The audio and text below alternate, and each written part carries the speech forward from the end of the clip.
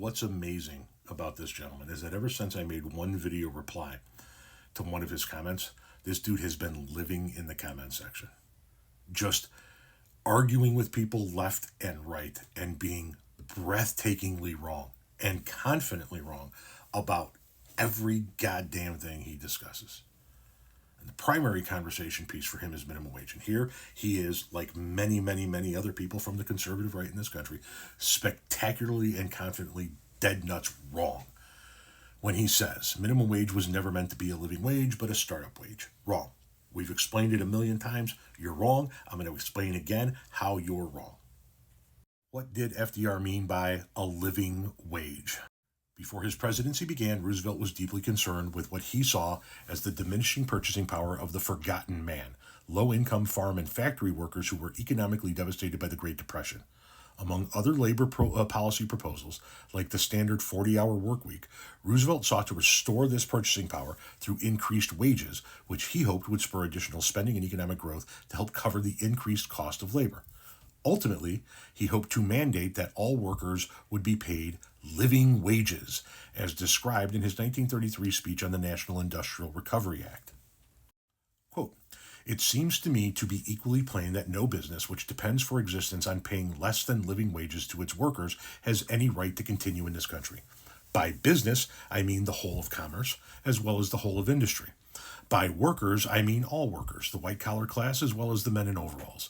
And by living wages, I mean more than a bare subsistence level.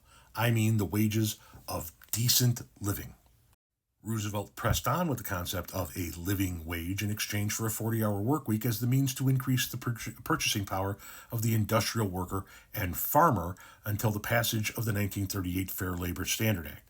Upon sending the bill to Congress on May 24, 1937, he urged Congress in his famous speech, "A fair day's pay for a fair day's work," saying, "Today, you and I are pledged to take further steps to reduce the lag in purchasing power of industrial workers and to strengthen and stabilize the markets for the farmers' products. Our nation, so richly endowed with natural resources and with a capable and industrious population, should be able to devise ways and means of ensuring to all our able-bodied working men and women a fair day's pay for a fair day's work. All but the hopelessly reactionary will agree that to conserve our primary resources of manpower, government must have some control over maximum hours, minimum wages, and the evil of child labor and the exploitation of unorganized labor." The passage of this act cemented FDR's labor rights legacy with the establishment of the 40-hour standard work week, the abolishment of child labor, and the creation of the 25 cents per hour federal minimum wage. Let me go back and repeat a few parts of this for you, okay? All but the hopelessly reactionary will agree on what he's saying. That's you, boo. That's you.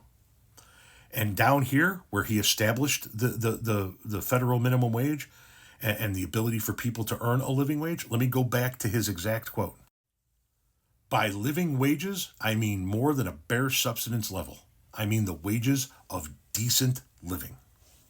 Not only was the federal minimum wage set up to be a living wage, it was set up to be a decent wage for the American worker.